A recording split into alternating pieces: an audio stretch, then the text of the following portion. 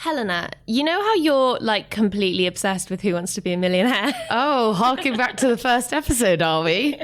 See which of our fans are really fans. Da, da, da, da, da, da, da, da. That's right, it's quiz time, and this week we're looking at homelessness. My question for you is this: which of the following figures represents the national homeless population count in Britain?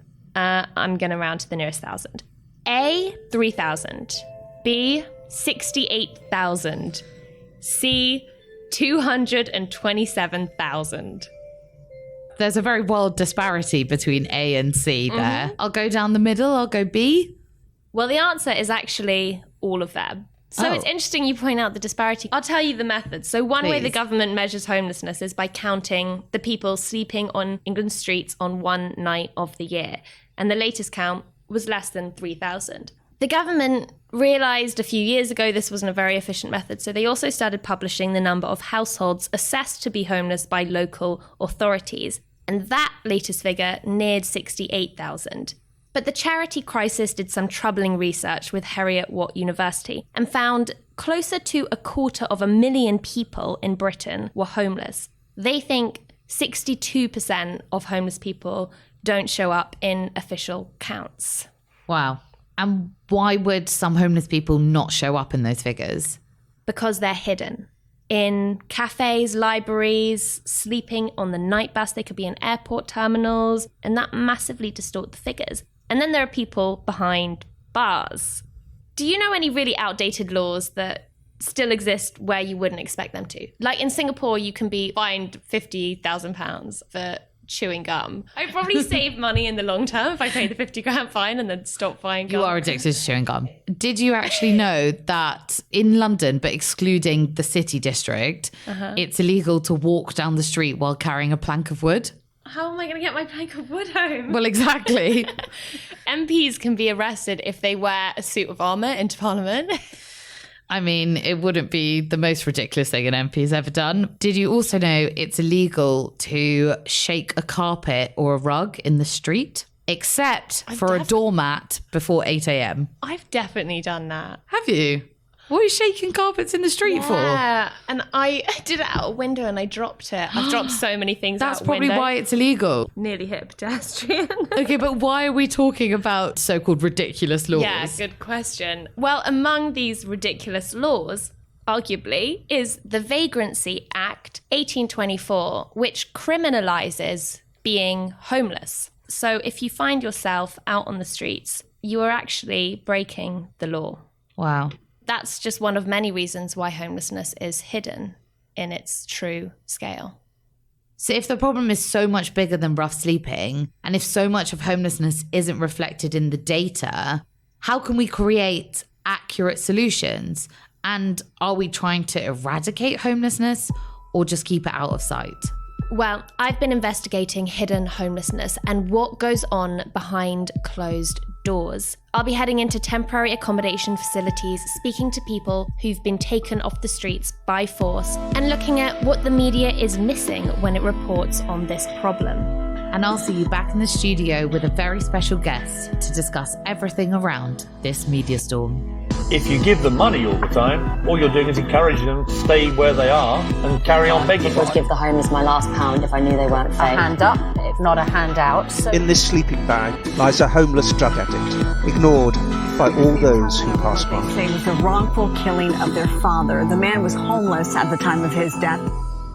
Welcome to Media Storm, the news podcast that starts with the people who are normally asked last. I'm Matilda Mallinson. And I'm Helena Warrior. This week's investigation: homelessness, the hidden figures. Who do you picture when you hear the word homeless? I was sleeping in a doorway, covered in the blood from the intravenous drug use. I was an embarrassment to humankind. Do you think of Kerry, a sleeping bag on the pavement, cold hands begging on the station floor? I guess you don't picture what you can't see. They're in libraries, they're in pubs trying to have a coffee or something. A motorhome, to me, that was a home. Slum accommodation, so dirty, there was bugs everywhere, cockroaches. These are the people who are sleeping in their cars. These are the people who are sleeping on night buses, on night tubes, at Heathrow Airport. You don't see them, you don't notice them, but they're out there. You know, they're everywhere. It was almost like a great separation at about midnight. I felt like Cinderella. When everyone's going home from these places, like Wetherspoons or something, and I was going out on the street. Homelessness is bigger than we think, and the vast majority is behind closed doors. This helps the optics, but does it actually help? I was safe out on the street and I wasn't in the homeless hostels. I've had people die in my arms. I've had to drag people out there because the ambulance people won't come in. During the pandemic, a hostel in Coventry was shut down due to knife violence. But one man inside, artist Ben J. Crossman, kept a documentary of his time, and he shared it with Mediastorm. When you arrived at the hostel for the first time, what were your first impressions? Honestly, I was very relieved. I felt appreciative. There was food. I had my own room, a microwave. Part of me thought, man, this is luxury. And then I met the people and I was immediately concerned for my safety. Wow, they're fucking crackheads here. They're fucking heroin heads here. It's fucking mental. Brad, that thinks he could go around robbing people's rooms. Jenny, the mad crack granny. Aaron, complete and utter liar. And then you've got Carl, he just keeps himself to himself. His brain is full out of Zed. Gone.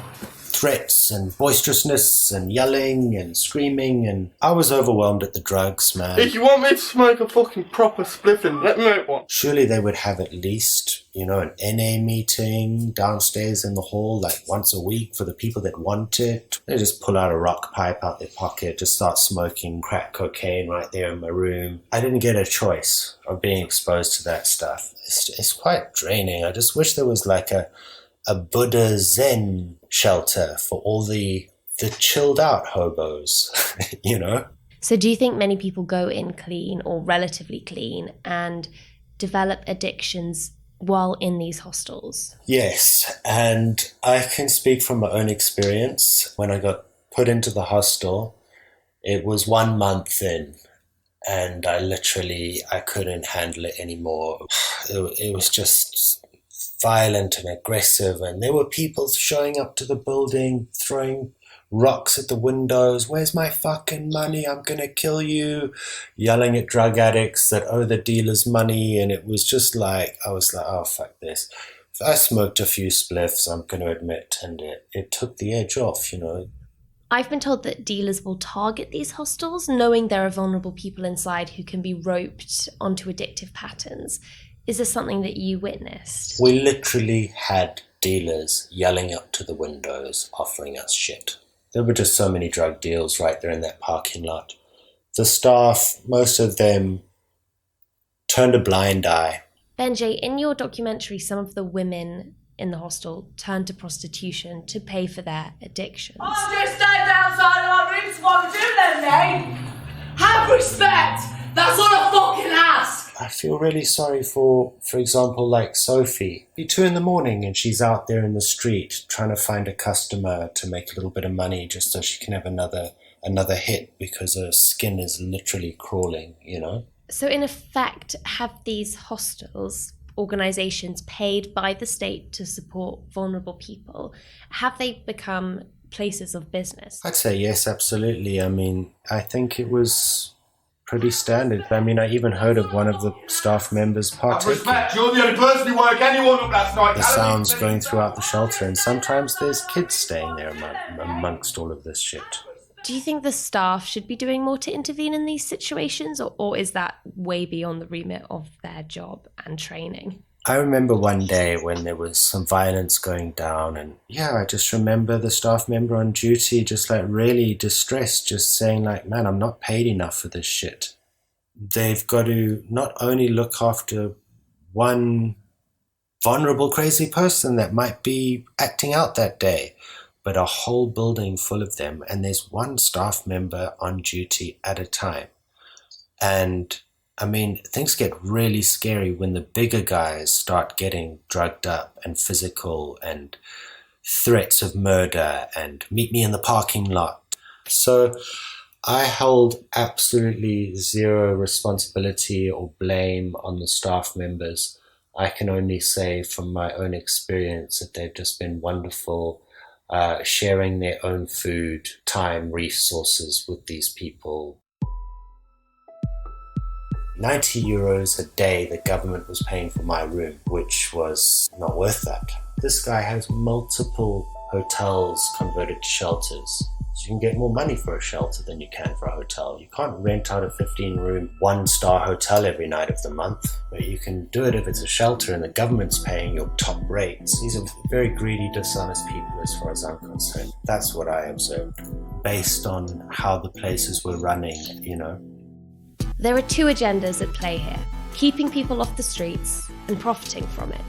So what happens when they come into conflict? I suffer with chronic fatigue syndrome. When Paul Atherton's housing benefits stopped due to what the government later admitted was an administrative error, the homeless hostel that had been putting him up said it couldn't continue to do so without payment. So they wheeled me out in my wheelchair and left me on the street. Now, I was just left there to die in the cold. Goodbye, not our problem. The government allocates different budgets for different types of spaces, different areas of the country. Landlords accepting tenants with certain vulnerabilities can also be financially rewarded. But how that money is spent is not enforced. In fact, many of these sites have failed basic standards checks and still remain on the market. There was one, for instance, I saw which was called a flat, but it was difficult to actually walk in there. So really you had no space between the bed and the kitchen area and the bed and the window. You couldn't actually put anything in there because the toilet door would open. It was ridiculous. And that was about £1,100 a month. I was offered a room that was bigger than these places for half the money, $550, but I wasn't allowed to take it by the council because they said it was exceeded the housing allowance rate for that category, which was a room category. And that's the absurdity of the system. These policies that, you know, they may make sense to some people, but to homeless people, they make no sense at all. And I ended up on the streets for longer. These hostels play home to people with a wide range of needs, some of which are very complex. Charities say it's not enough to house them. There needs to be more support. No aftercare, no support to defend for myself with a breakfast pack. I had to sort all medications out, I had to sort benefits out, I didn't know how to budget bills and that. Didn't have a clue, man. Like Earl Charlton, several of our sources spent their childhoods in care, which makes them particularly vulnerable to homelessness. I have mental health issues, and no one ever came with me to break it all down. You know, it was like nobody ever came and took me through the stages. They expected me to fend for myself. Given my chaotic background, surely they would have thought differently if they had been doing their job properly, but hey, my opinion. In 2019, The Guardian reported that 1 in 4 teens leaving care ended up homeless. But government numbers are much lower, lately listing only 1% of care leavers as becoming homeless, though their records show 8 times as many with accommodation unknown. One reason for this discrepancy could be the difficulty many care leavers face holding on to the accommodation in the long run. But they may only get one shot. And then because the tenancy failed, I was then classed as intentionally homeless and then discharged from the council list. No one was going to help me anymore, and I found myself off sleeping again on the streets. That's the issue with the term intentionally homeless. So say if someone's been antisocial and got kicked out of their property, or hey, what if someone's fled their property because they're scared of the environment they're in because it's too chaotic? It's so easy to judge someone that's sitting at your feet, taking drugs, begging. But you need to know what their story is. You need to know what's gone on behind that. It's never a nice story. It's mainly because there's been breakdowns in the system, breakdown after breakdown after breakdown, and that's what you need to be judging. That's what you need to be fixing. Accessing homeless accommodation can be a tricky game. You have to prove that you're connected to the local authority. You have to prove that you're homeless and not by choice. Now, this can literally mean you have to be seen sleeping on the streets multiple times over a certain period. But if you do that, you could end up somewhere else. He just grabbed me round the neck and in 1 second had me on the ground, cuffed my hands behind my back, and popped my freaking shoulder out of joint. If you fail to pay, you will be arrested and put in prison, and by definition, you'll suddenly be housed. Right. The nurse and doctors grabbed me, pinned me down, and injected me in the backside with something. They put me in a cell with blood on the floor. It was disgusting. There was one copper He used to always go out his way, whether he was in uniform or not, and come and move me, bother me, arrest me. Your cops take my cell phone away from a homeless man. My lifeline. From homelessness behind closed doors to homelessness behind bars. The 1824 Vagrancy Act criminalises sleeping in public and begging in England and Wales. In 2019, the latest published figures, there were 926 prosecutions for begging. Most convictions result in a fine. Some people are sent to prison. I've been arrested twice due to the Vagrancy Act. One of them is Kerry Douglas, who's now an author. Now, the first time I ever went to prison, I think I was around 20, 21. It was because I was sat, not even begging, but sat in my pitch, not being aggressive. I used to just sit there reading, just chilling, and people used to drop me money because I wasn't bothering anyone. But I still got arrested.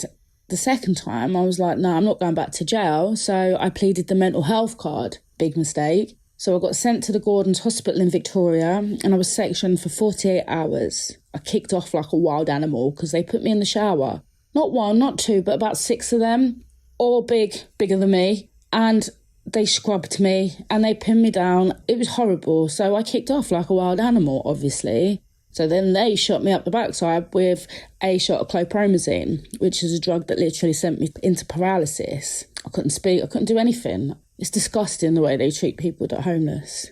They don't understand that the trauma that we've already been through, and now they're layering more and more on by pinning me down in the shower, scrubbing me, and then shooting me with drugs to knock me out. Are you kidding me? Few European countries directly criminalise homelessness in the same way as the UK, but legislation against begging or trespassing, which is often levied against rough sleepers, is common, as is careful urban design that creates a hostile infrastructure for those without home, like metal arms on park benches, spikes on flat surfaces, or a lack of public wash facilities. The USA is a prime example where being out of a home quickly finds you outside of the law as well. There are still warrants out for my arrest right now in parts of Texas because I illegally drove my motorhome. Meet Chase Archer Evans, who campaigns to legalize homelessness from a position of lived experience. Fundamentally, it begins with the requirement of a permanent physical address, which immediately places those of us without a residence outside of legality. And it presents a huge barrier to identification, which in itself can be a barrier to every facet of our society, from gaining employment and traveling to enter housing or even some homeless shelters. And using a friend or family member's address where one does not actually live is perjury. It can also be tax fraud if you file your taxes from an address that isn't yours as well. How does one renew their vehicle registration? How does somebody open a P.O. box to get mail? Because you need both valid ID and a permanent physical address in order to satisfy the requirements. And all of a sudden you can't get a job, open a bank account, continue to use your private motor vehicle, enter housing. Some homeless shelters require that identification just to get through the door. Cities all across the nation ban things like solicitation, camping, feeding other people. There are parking laws, penalties for trespassing on public property, sit, sleep, lay down laws that can punish people for sitting down in certain circumstances. It's truly mind-blowing all the ways cities have been creative in criminalizing homelessness. In yet another catch-22, being thrown into prison tends to increase your chances of ending up on the street afterwards. 16,000 people released from prison between 2020 and 2021 ended up homeless or with no known accommodation. That's twice as many as were housed in bail or probation accommodation. It's a situation journalist Claire Barstow knows all too well. When I first came out of prison, I went into a women's hostel in Reading. It was very difficult because they charge you a service charge, but then you have to pay, but then you don't get your benefits for 6 weeks, so most people can't pay, which was something that I really found devastating. And a lot of people ended up getting recalled back to prison because they couldn't find anywhere suitable to stay. I know this girl, Mel, and she's been in prison for 27 years, I think. I don't know if she's ever, she's going to get out because they can't find suitable accommodation for her. So she's been out and been in. Yeah. She's been in. I think it's 3 times she's been out, and each time they haven't found suitable accommodation for her. Is the hostel exclusively for people coming out of prison? Either coming out of prison or being known to the criminal justice system, yeah. Okay. When you leave prison, what do they give you? They give you £42 and that's it. So, and they expect people to survive, which is why a lot of people end up back in prison again, because they can't survive. And so can you apply for regular benefits? Yes, you can, but it takes at least 6 to 8 weeks to come through. And you can't apply 6 to 8 weeks before being released from prison? No. So you have 6 to 8 weeks outside of prison where you have no benefits. Yes. And £42 to survive on. Yes, that's right. Yes. This discharge grant, as that allowance is called, was actually increased to £76 last year, which in its totality covers about 2 weeks in the hostel. So when you were in the hostel with other women who'd come out of prisons and had no money to pay their service charge, how did they keep their place in that hostel? Well, a lot of them ended up working as prostitutes, stealing or committing crime. And the hostel knew about this, the staff, but they kind of turned a blind eye as long as the women paid the service charge. If the hostel had had any positive intention, they would have said, well, look, you don't have to pay your service charge until you get your benefits. That's what they should have said. But I got a letter saying, oh, you will be made homeless unless you pay your service charge. You know, they threatened to put me out on the street, and I was in a wheelchair at the time. It's pretty awful. A lot of them die within a month of leaving prison. So it's a death sentence, really, for some. Or they end up with sexually transmitted diseases, syphilis, and obviously hypothermia, pneumonia, double pneumonia, bronchitis, Hep C, Hep B. It's very scary. Where does responsibility lie? Is homelessness an individual responsibility, or is it a fault of the system? That's the final question I asked our sources. For too long, people at the bottom end of society have been ignored, and I think they've been exploited. I think that people have been paid too little, people at the top are paid too much. There is a single point that we're all united in, is that the welfare system didn't work. The people that we went to for help weren't helpful. Remind the public it's systemic. It is not an individual problem. It has not been created by drugs or alcohol or gambling or anything else. It has been created because we have legislation that allow for rental prices to be insane, for home ownership to be a complete dream. It's a fight to be the best, to be the richest, to have the most. Who cares about a couple of kids on drugs who fucked up their own lives? Who really cares? In 10 years' time, you're still going to be making podcasts about homelessness in Britain. Now, the reason there's a rise in homelessness is because people at the top have failed to allocate the right funding, the right staff, and the right training. Everything is so outdated now, and no one's taking accountability for the mistakes. And also, they don't know what they're doing. I'm not being funny, but how can you understand how to end homelessness if you've never actually been homeless? That takes us back to the studio. Thanks for sticking around.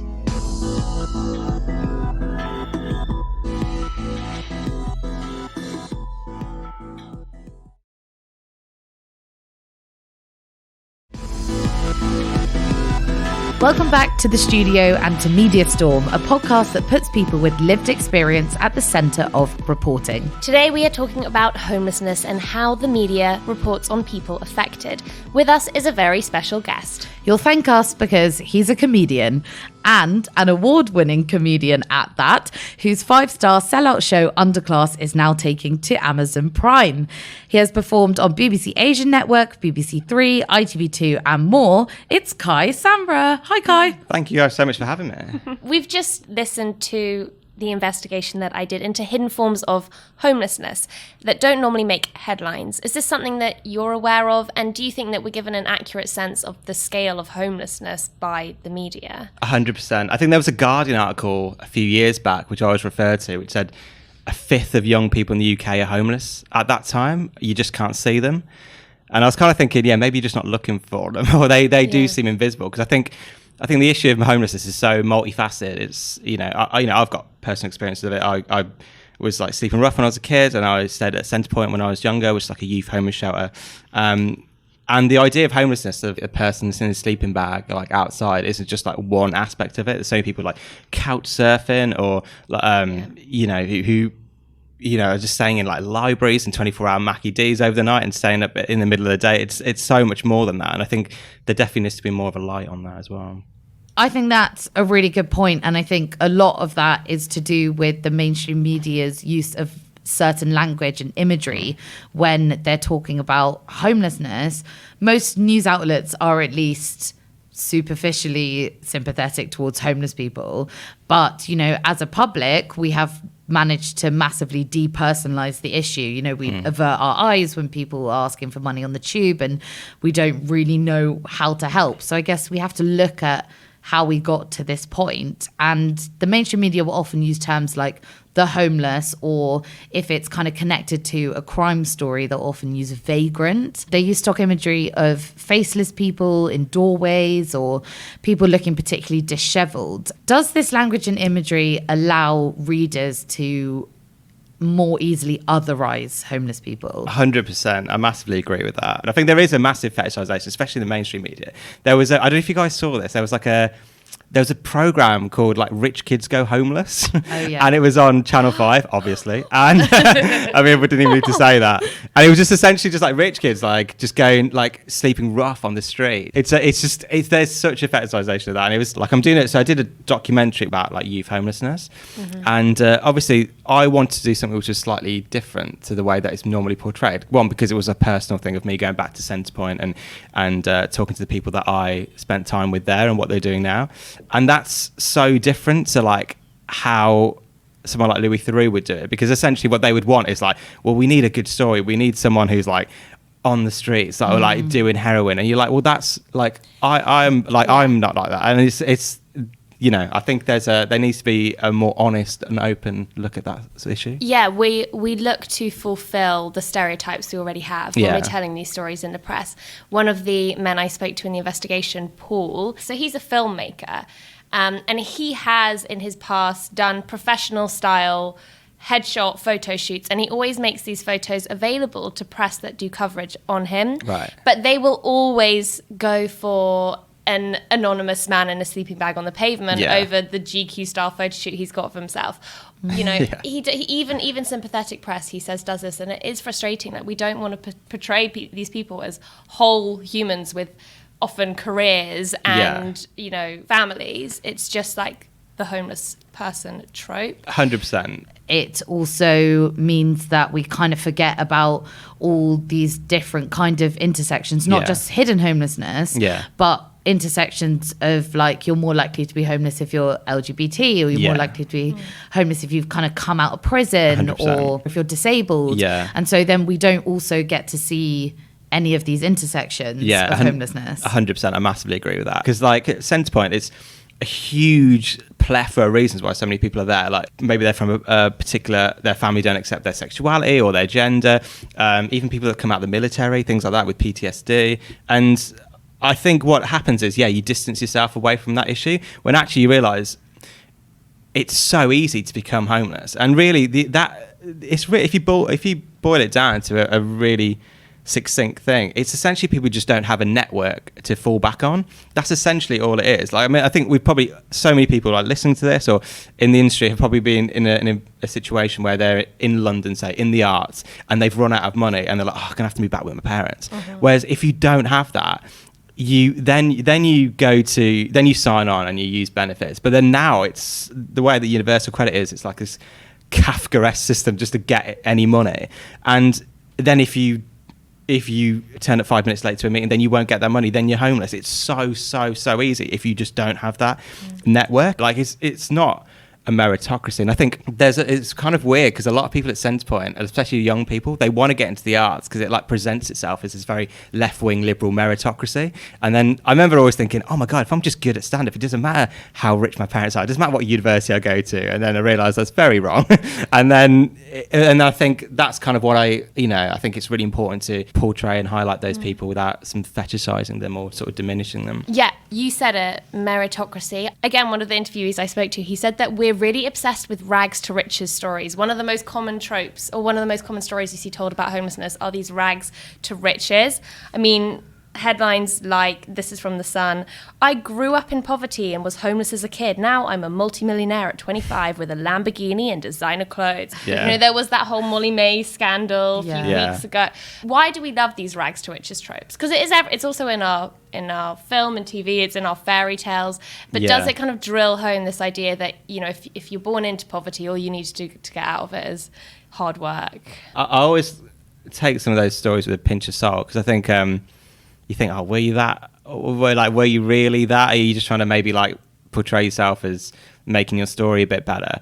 And I think it's kind of funny because when I did the show, so many people like came up to me like, "Oh my god, I'm so jealous of you. You got a story," and I'm like, "Nah, it's pretty traumatic actually." Like, and it was like, it's a really weird thing because I'll tell you this: I actually never told anyone about me being a centre point and sleeping rough when I left. Like even ex-girlfriends that I was with for a long time, I never did. I just didn't tell anybody about it. I think if you come from that environment, you never say things like, "Oh, I deserve this." Like, I think it's the opposite. Like, you kind of, like, I found it so tough, and if I'm being super honest, like, I still do. When I started doing stand-up, no one really knew about my story, and then there's only once I did the Amazon special that I talked about that, and the difference, the way people treat you is so negative in quite a big way. I was literally like sleeping rough out on the same road as Soho Theatre because Centre Point's on the same street.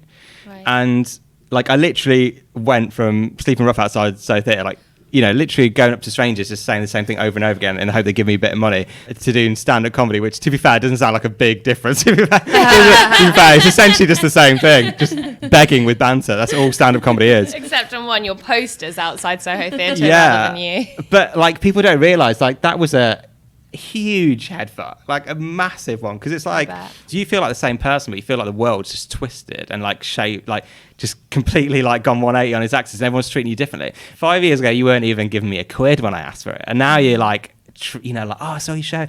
Like, there's a huge unconscious bias, and a lot of that is down to the media, because obviously, as we know by the media, all people who are homeless like do crime and do drugs and stuff like that. And I'm not saying that isn't the case, like, because obviously at Centre Point there was like hard drugs was so prevalent, and I'm not making it out like it was a nice place to be in, but you can't taint that all with the whole issue of homelessness, or that you've been kicked out of your house because your family don't agree with your sexuality, you must be a bad person. It's like, hold on, that's not the case. And like, I think there needs to be a lot more like a spotlight on those sort of people to tell their stories. The mainstream media and the public, we love to deny the true scale of people's economic situations and then blame them for it. Exactly, 100%. I think people are really bad at like acknowledging their own privilege and stuff. Yeah, and it's much easier to see homelessness as a personal failure than a systemic one, because 100%. It's less scary, right? Because then and maybe less guilt inducing. Well, yeah, that as well. Because how many times a day do people pretend not to hear or avoid eye contact with someone right in front of them who is clearly in a position of distress? Exactly. Yeah, because if you think, that guy's an addict, that guy, he must have got himself into debt or something. It's so much easier to walk past them than really think about like the lack of affordable housing or the lack of quality education or whatever other things systemically cause homelessness. 100%. I think like things like universal credit and those things like that has just like increased homelessness so much. Yeah. I wonder how people are expected to empathize with the person whose perspectives it so rarely sees through, whose voices it so rarely hears. And when we read news reports on homelessness, the blueprint for whose voices we hear is normally a government or local government spokesperson and the CEO of a homeless charity. And a lot of the people I interviewed had a huge issue with that. Yeah. Why do you think journalists don't even think most of the time to include the voice of the person directly affected? I think the situation with people who experience homelessness is slightly different to some of the other episodes we've done on minority groups. So we've done like refugees and transgender people. And I think that the reason it's different is because we don't have to convince people that homelessness is bad. Whereas like with refugees and trans people, like they almost have to like go this extra step where they're convincing people that they're like not evil. But you know, you would think that might make it easier for journalists to get lived experience voices on. Yeah. But I think maybe what the problem is that they view the negativity associated with homelessness with homeless people. Yeah. And then they become so otherized that they might think it's too difficult to approach a homeless person. Definitely. And I think the thing is, I think it's a human thing. I think everyone needs to look at themselves, you know, and like, you know, I probably have unconscious biases, and I think it's almost a case of just like everyone trying to be a little bit better and like seeing past those things. And basically every production company I've ever had a meeting with or ever worked with, and every management company I've ever had a meeting with or worked with, like doesn't even have, and this is genuinely true, doesn't have one person of colour working in the entire company out of the 30 of different management and production companies, let alone getting someone from like a Centrepoint or Homelessness. So I feel like, for example, if I'll talk about this homelessness documentary that I'm doing. So it was really good because I went back to Centrepoint, met back up with the people that I knew, and it was like an interesting, multifaceted way of looking at it. Then suddenly they're like, oh no, we think it's better like this, and it's suddenly just like fetishized into this thing of like, now we need to get this heroin out of it, if we need to make it more train spotting because that's what's going to sell, and it's that kind of thing. And I think like people who watch TV shows aren't stupid, and I really, like they want to see something that's interesting and complex, I think, you know, and I think that's the issue. It's not just allowing those people to have a voice, it's like systemic. It's time to talk about headlines, or in this case, the lack thereof. Christmas, as usual, saw an upturn in coverage about homelessness, particularly with the cost of living crisis. But the most striking thing about our headline search this morning was that there simply weren't very many.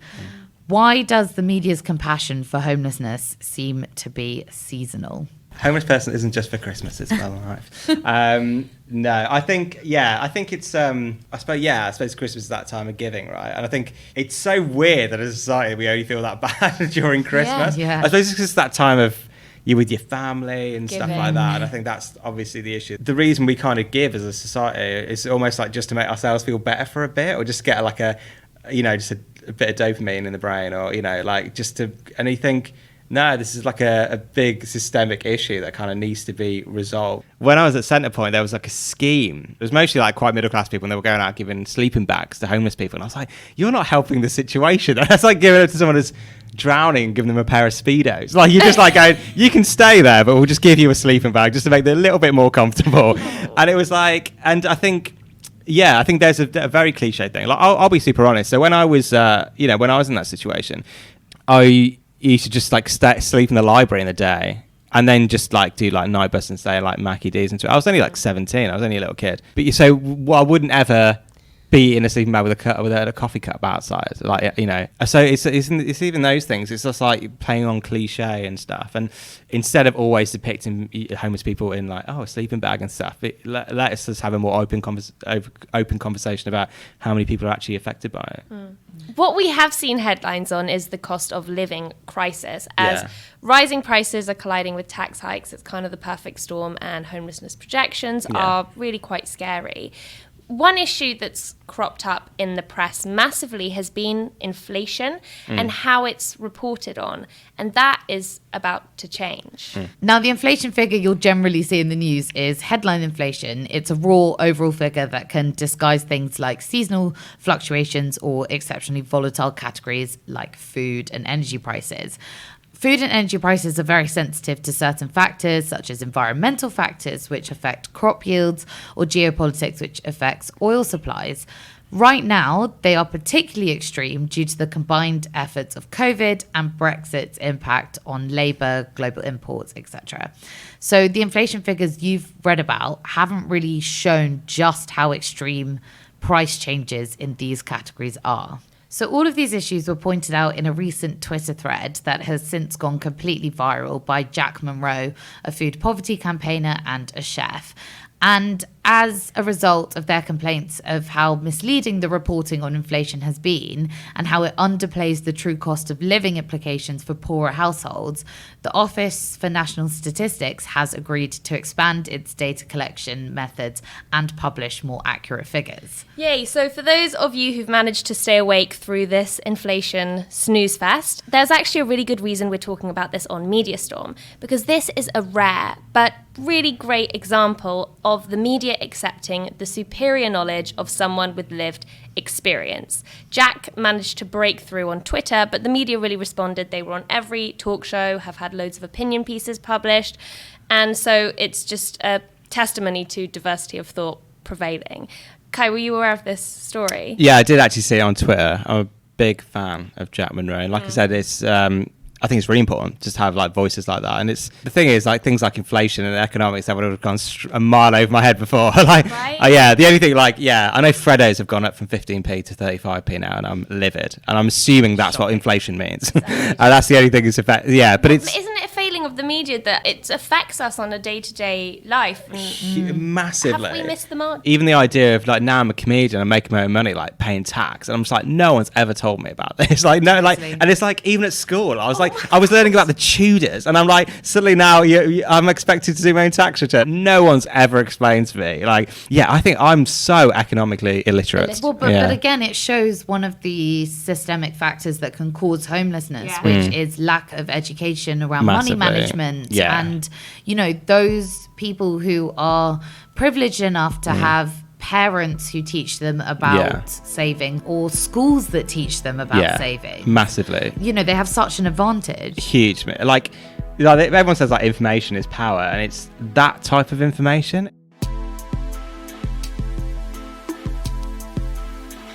For anyone who was affected by any of the issues discussed here, our next episode is a mini special in which our sources from this week advise listeners on how to react when you see a homeless person. We'll be getting guidance straight from the horse's mouth. So listen out next Thursday. Kai, thank you so much for joining us. Where can people follow you, and do you have anything you'd like to plug? Yeah, you can follow me on all the socials. Kai Samra. Yeah, my Amazon special's out. Underclass on Amazon Prime and Soho Theatre on demand. And yeah, you can watch that there. And then I'm going to Edinburgh again this year. Woo! And I'll be at Soho Theatre a few times this year as well. I've got a few plugs for some of the sources you heard earlier in the investigation. Firstly, The Big Issue magazine and its senior reporter on homelessness, Liam Geraghty, were really helpful setting up some of these interviews. For anyone who doesn't know, The Big Issue, as well as being a great read, provides employment opportunities to people in poverty. And some of the interviewees personally told me how much the enterprise helped them. So if you can subscribe, there are a range of deals on their website, and if you see vendors selling, please stop and buy one. You can also watch Ben Jay's film Sent to Coventry on YouTube and buy Kerry's book Gutter to Glory, Pavements to Parliament online. Thank you for listening. We'll be back with the bonus episode next week before our next deep dive into drugs and the war against them on the 24th of Feb. Follow Mediastorm wherever you get your podcast so that you can get access to new episodes as soon as they drop. If you like what you hear, share this episode with someone and leave us a 5-star rating and review. It really helps more people discover the podcast, and our aim is to have as many people as possible hear these voices. You can also follow us on social media at Matilda Mal, at Helena Wadia, and follow the show via at Mediastorm Pod. Get in touch and let us know what you'd like us to cover and who you'd like us to speak to. Mediastorm, a new podcast from the House of the Guilty Feminist, is part of the Acast Creator Network. It is produced by Tom Selinsky and Deborah Francis White. The music is by Samfire.